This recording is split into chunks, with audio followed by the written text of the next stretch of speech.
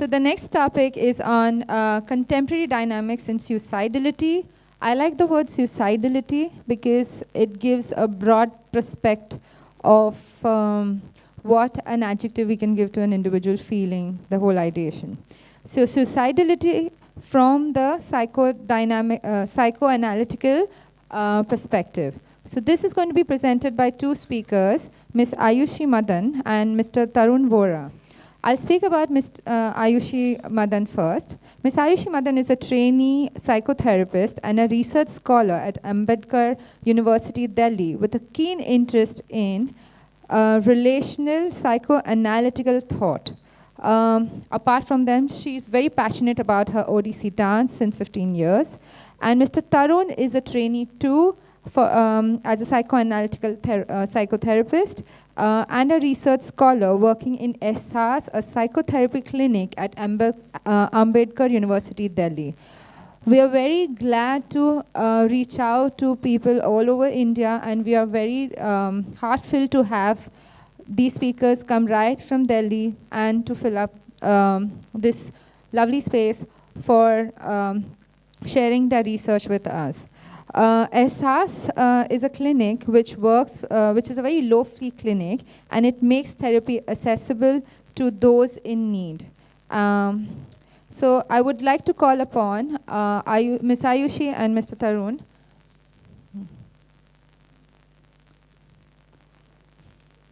And they would like to share about the method of their presentation. Thank you.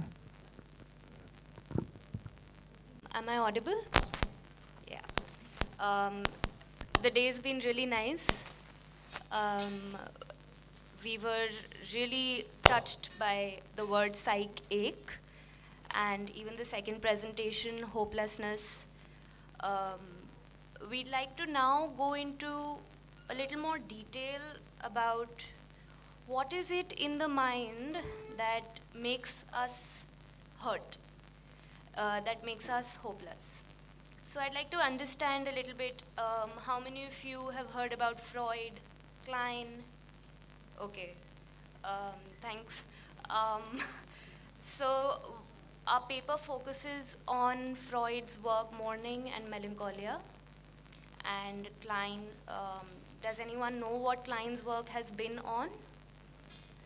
All right, so Klein was an object relationalist.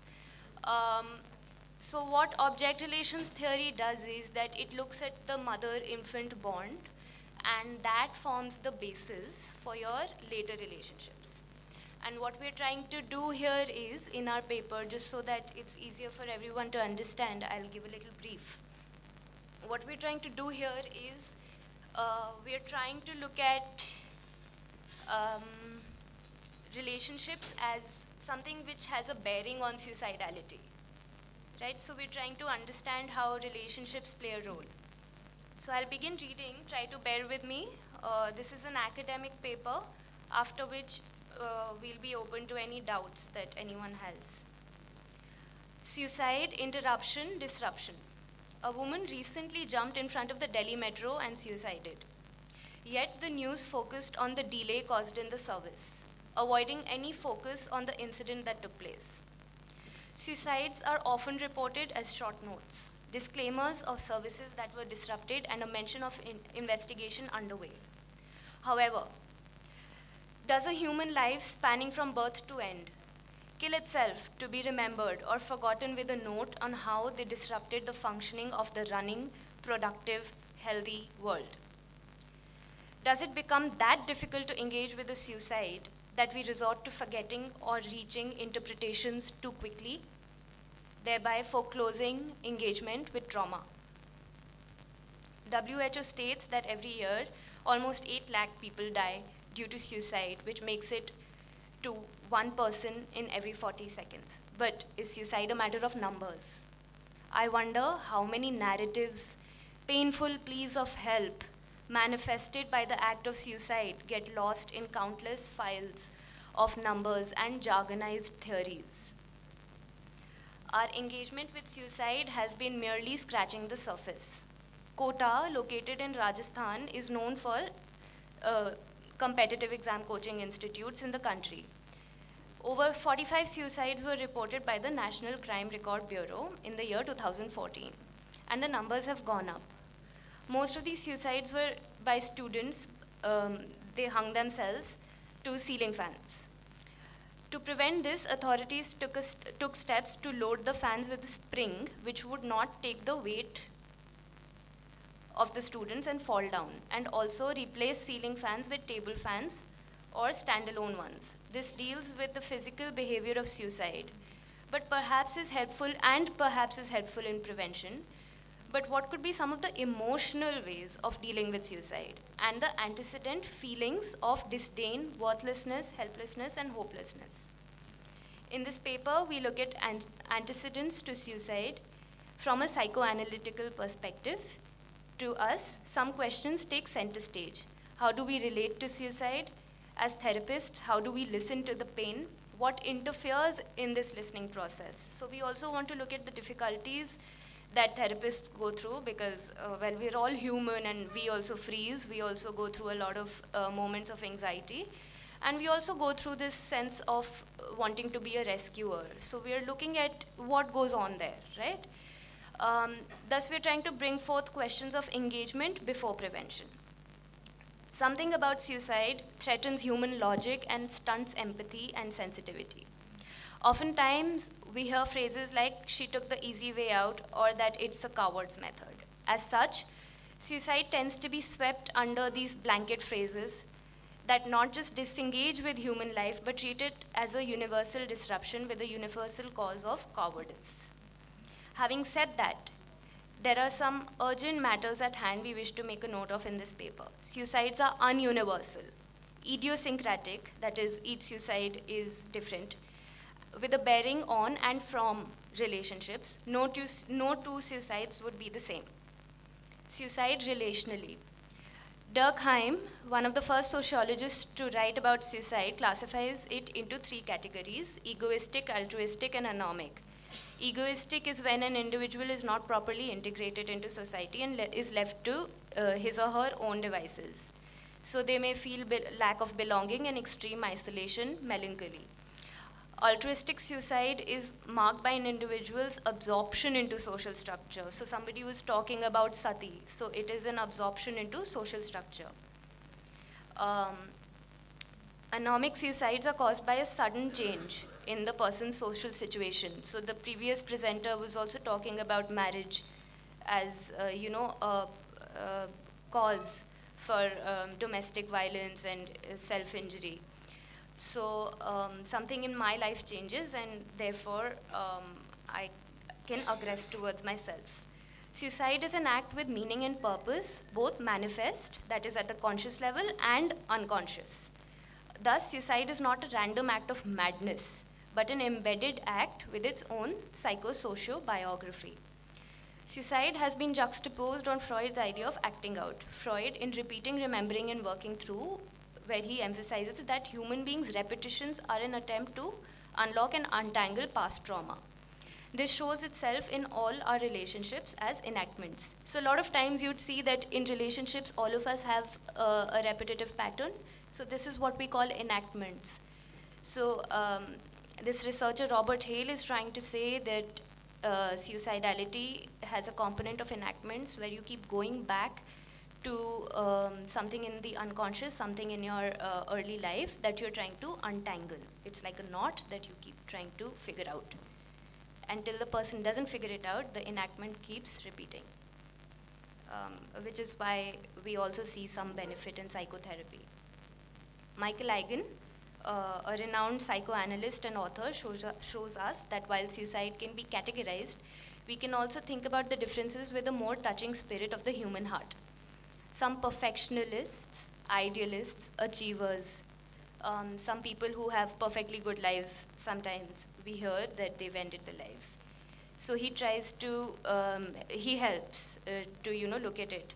So they, sometimes the achievements also become like a persecutory voice, that you've done this, but it's not enough. Underlying which can be a melancholic state or a state of emptiness that no achievements and a sense of accomplishment may fulfill. While objectively, many doors remain open Internally, paths are few and fraught with perils from within. Freud's paper, Mourning and Melancholia, is a starting point for understanding suicide and intrapsychic violence. Mourning is when the ego knows what has been lost, and the loss can be processed and accepted. However, melancholia is a sense that something has been lost. We don't know what's been lost. There is a sense of lost that the conscious mind doesn't know. Loss is within, and the external world cannot see it. The state of suicide can be one of despair, self-criticism, low self-esteem, feeling dependent and aggressive towards self and others, and an overbearing sadness pervading life. Eigen helps us see the overbearing and pervading nature of the melancholic position. The wish might be to end the state, not the whole self. And in extreme melancholia, what happens is that you start identifying your whole self with this state. The distinguishing features of melancholia are painful dejection, cessation of interest in the outside world, loss of the capacity to love, inhibition of all activity, and a lowering of the self regarding feelings to a degree that finds utterance in self-reproaches and self-revilings and culminates in a delusional expectation of punishment. This is Freud's quote. In melancholy states, another thing that happens is that there is a sense of loss. Now, we don't know what's been lost. So what you would have said to the person or the object in your life that's not there is internalized. It's in the unconscious mind. So you start saying it to yourself. So we must not forget that there is an aspect of anger, of aggression, and self-disgust towards the self, which is the internalized object that was there, now it isn't. Thus, an unconscious fault line exists within the ego, the shadow of the lost object and the part of the ego that criticizes. In this circumstance, the other is introjected in Kleinian theory. Now, this is where we're going to the mother-infant bond. Thus, the other becomes a part of our own psychic lives. Due to this process, the hatred, the criticism turns inwards. In heightened forms of melancholy, this turns into disgust against one's own ego. That is the disgust against one's own integrating, functioning, conscious part of the psyche. Psychoanalytic thought underscores childhood as formative of our psychic realities. Object relationalists like Melanie Klein demonstrate the importance of the mother-infant exchange as psychically significant. Now, this is the diagram that we've made. When we are born, when an infant is born, it's born with a lot of anxiety. It's a very primitive kind of an anxiety, very difficult to verbalize. It could be just an anxiety that I won't be fed, I won't be comforted. A lot of theorists call it the death anxiety. In this anxiety, there is no differentiation between me and the mother. There is no sense of the world. So the world is the mother, I am the mother, there is no differentiation. What happens is the mother gets split between the good mother and the bad mother. Now the mother is oftentimes seen also as just the breast. So Klein calls it the good breast and the bad breast. As you grow, this experience becomes integrated, that is called the depressive position. Sometimes we also go into splitting, where you would also see in your lives where something is either good or idealized and the other thing is extremely hated. So all of us have this switching that we do. Another concept is introjection and projection. Introjection is what I was saying, that something that I don't know, but it is there inside me. That is, some chip has gone in my unconscious. And projection is when a baby feels uncomfortable, it needs to project it out. So you'd see a lot of infants crying uncontrollably. They're projecting their bodily discomfort outside.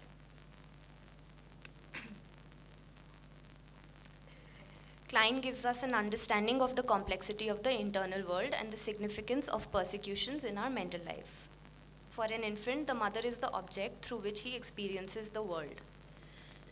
For the child, the mother is not a person, but rather reduced to a breast which exists to fulfill the needs of the child. She is divided into the frustrating, persecutory bad breast and the nourishing good breast. The infantile starts to create multiple splits in the form of what is good or what is bad, but also importantly splits between his own impulses of love and aggression. So every infant would have a part that loves and a part that aggresses. The good breast supports the infant in anxiety-provoking moments. It helps the baby to come back to a state of being which needs to be preserved. Now this good object starts to feel like a space where no pain, no anxiety can make its way. Due to such idealization, it becomes difficult to experience and feel absence as the loss of object. As this capacity to register a loss is not built, it is replaced by an object which is felt bad and accountable for all the pain and hurt. Much similar to Freud's melancholic position. This bad object is introjected, that is, it becomes part of the unconscious and part of one's own ego rather than the split off other. This in itself means a threat of destroying the good object as it's taken in. This bad part needs to be expelled, that is reprojected, which comes out as aggression against oneself out of the self-disgust. So this is where we are also locating self-disgust and self-aggression, which we feel is one of the aspects of suicidality.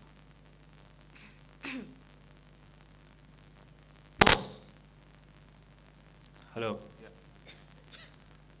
So now we'll go into a psychosocial reading of suicide, and after that I'll give you a snippet of a short case that I'm already seeing right now. So let's start with that. Suicide, a psychosocial reading. So Peter Sainsbury did a study titled Suicide in 1955, where he claims suicide is not caused only by social factors, but isolation is the underlying cause of the same. The study applies to London at that time. However, the picture today remains the same, if not bleaker. Incident of depression due to longing for connection, a sense of isolation has increased manifold. Digitization and virtual lives are a reality. We all know how quickly we're moving to a digital world. And the felt experience of the same could be confusing and isolating.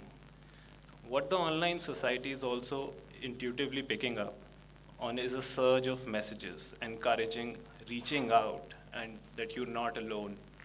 There is also a need of an individual to belong and an invitation to a person to come back and integrate within the society. We need a deeper psychological pursuit into this.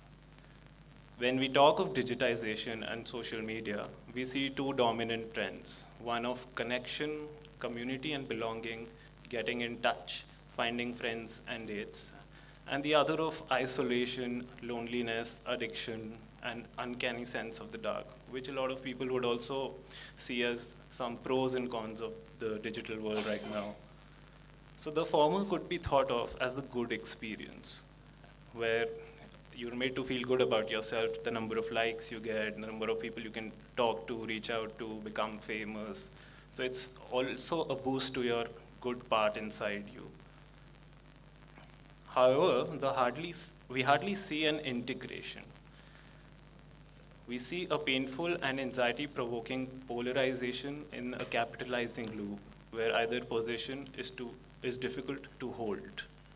So in today's world, where we all are constantly running behind success, driven by never-ending desires, we are silencing in our psyches parts of ourselves which feel vulnerable, depressed, and at times ridiculous to engage with.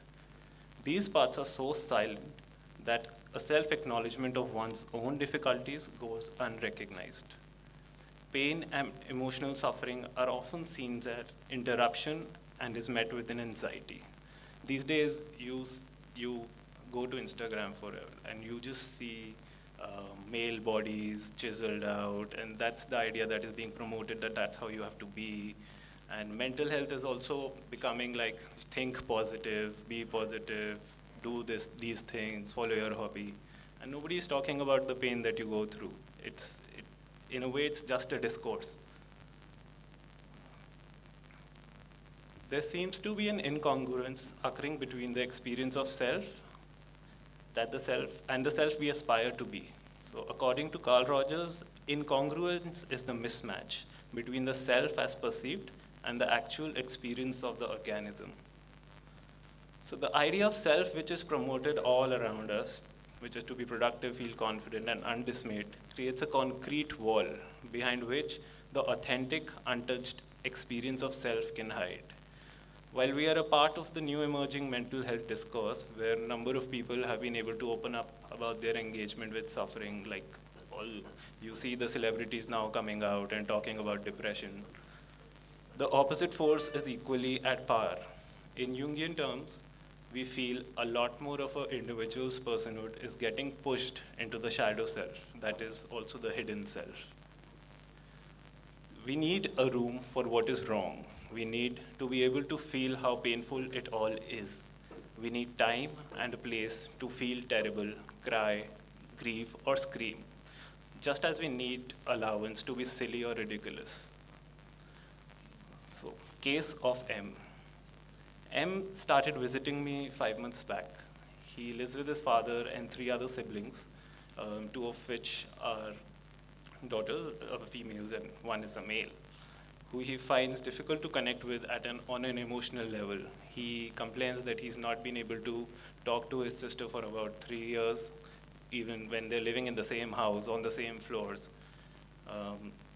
With his father, he does not go well. He finds him as an aggressive father who's quite violent, who doesn't understand him, what he wants to bring to, what he wants to do in life.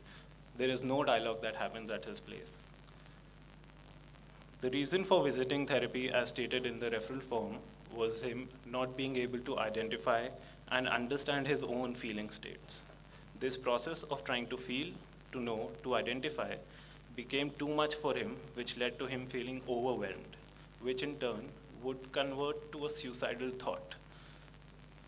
So the first time he walked into the clinic, he looked really thin, like clothes were just hanging on his bones, and the flesh was missing.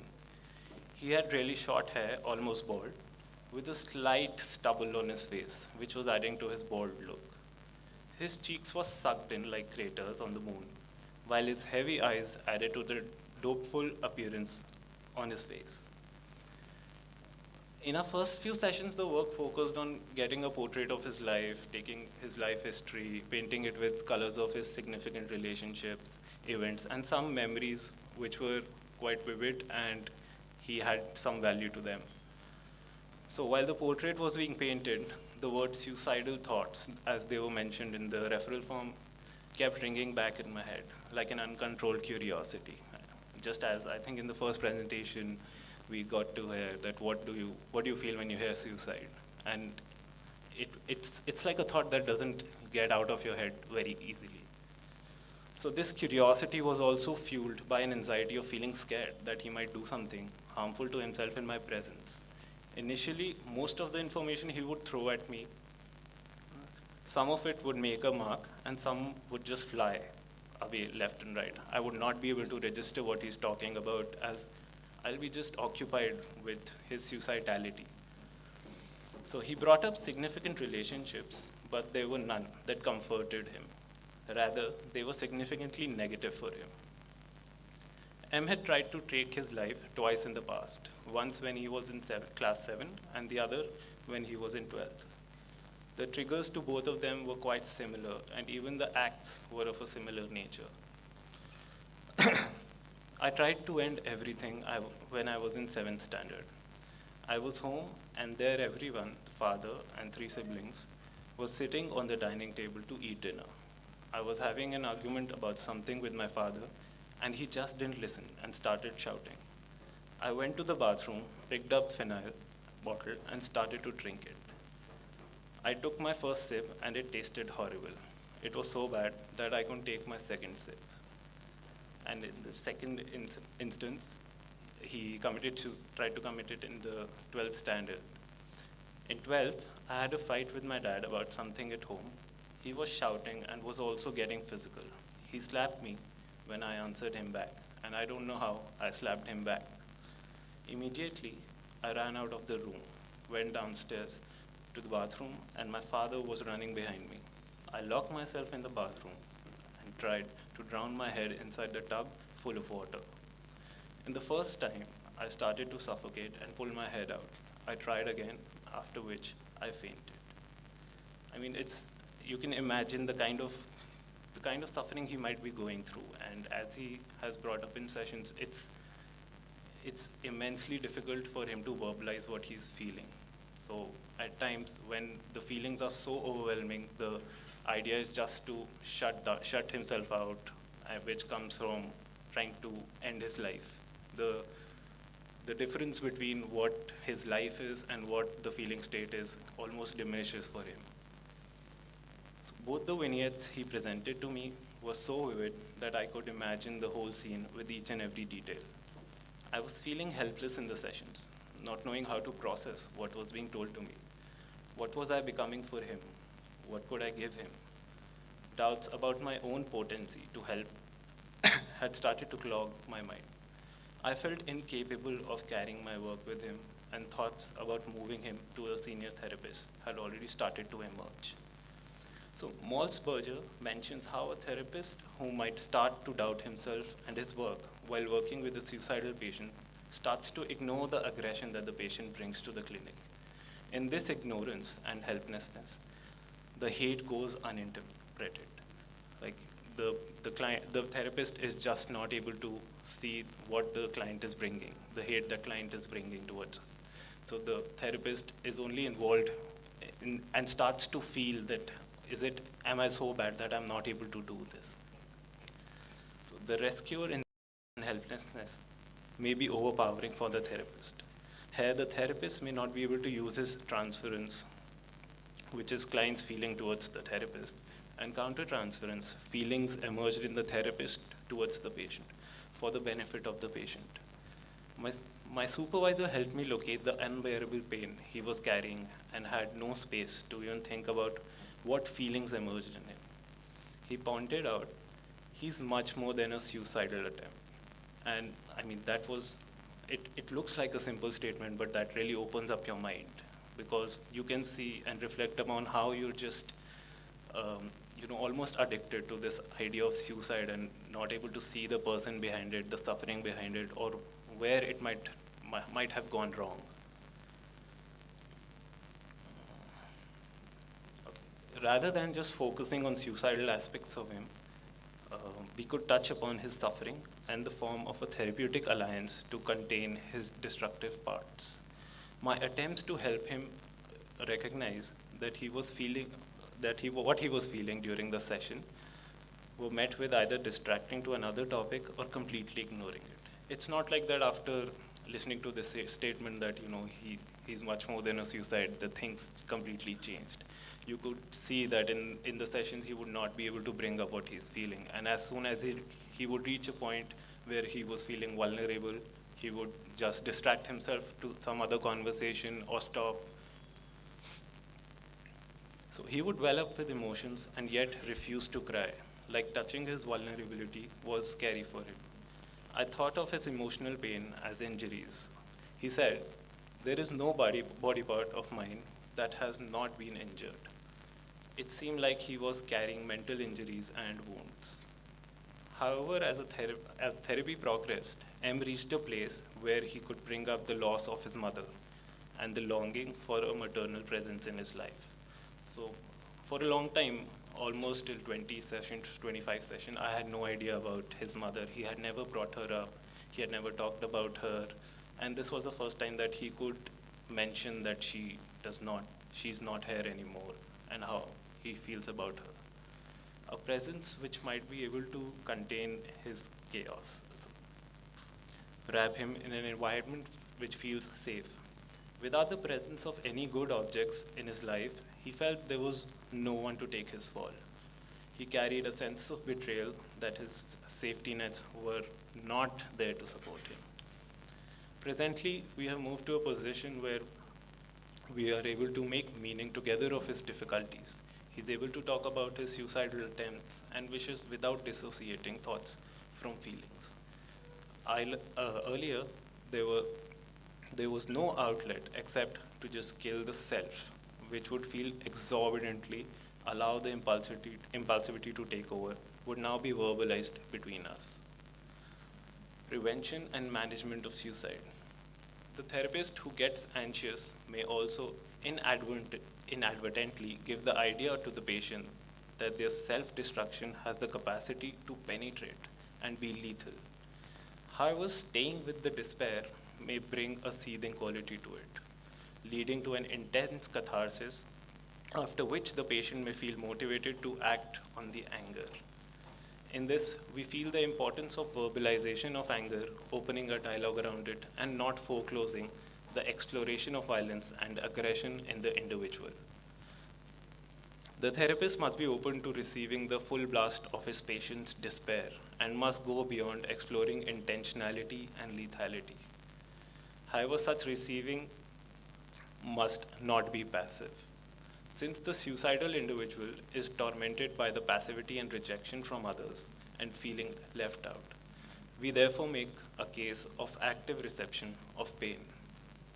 As therapists, the process of listening to pain is not easy. I'm sure some of us who have gone through this process know how difficult it is to listen to anybody else's pain, not as therapists, but also as people. Creating a holding environment, as Winnicott advises, would also mean holding the space for a history of pain, the images, and the reveries that the pain evokes in us, and also the dreams and nightmares therapists undergo in the treatment of the patient who's suicidal or has a longing for death. Where the suicidal patient lacks significant others as internal objects, the therapist has to wait and work patiently to become a significant other for the patient. Here, the transference of anger, humiliation, dependency may enact. So you might become that safe space where he can express those feelings, and it might be that those feelings are not exactly for you, but for somebody else towards whom he feels these feelings for. Thus, working on transference is the key and essential in working with the despair, anger, and hopelessness. However, in cases where the patient brings circumstantial reasons and the presence of others that has become persecutory, it is necessary to also work with family and the spouse and not just the suffering individual. So as therapists, we don't claim that you only work with the person who's suicidal. You judge the lethality you judge how active he is, and you also try to bring in the close people who he has significant relationships with whom you can see how you create an environment to hold him and give him the space to talk or just be how he wants to be. So, conclusion.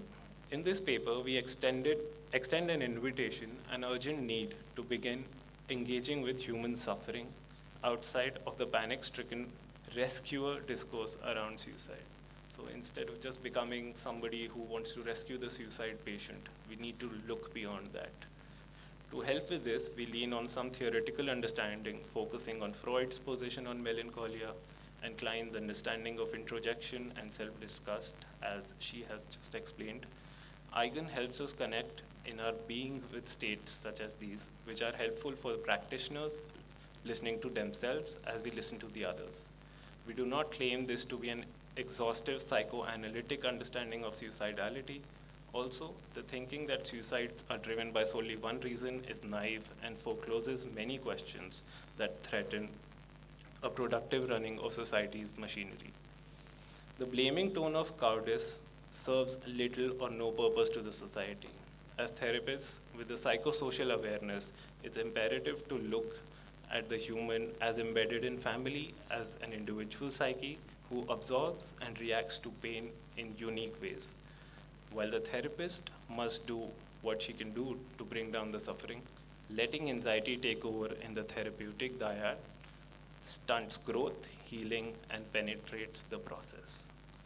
It also hits close to home and seems to eat away at the thoughts of the therapist. Thus, Questions like, what is this individual's life story? What is the individual beyond an attempt? And is the individual able to lean on and use assistance? Offer us useful insights into their lives and strength of the ego. The further we walk away from the human touch, the more isolated and mindless we become, forming thick skins with little sensitivity and empathy for those who give up on life and their pains. Thank you.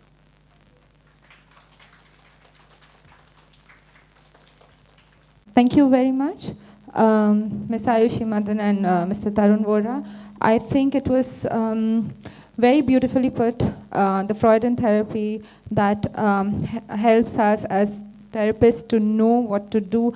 I faintly remember, like he discussed, when I started with my counseling sessions, and I was really fresh budding psychologist, and I did come across someone who was threatening to jump from the window, who was mentioning, I'm at the edge, and she called me.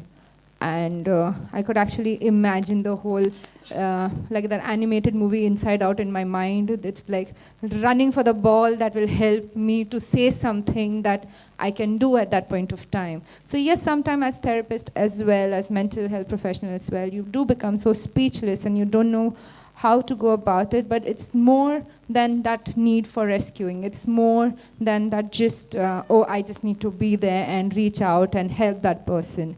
So thank you so much.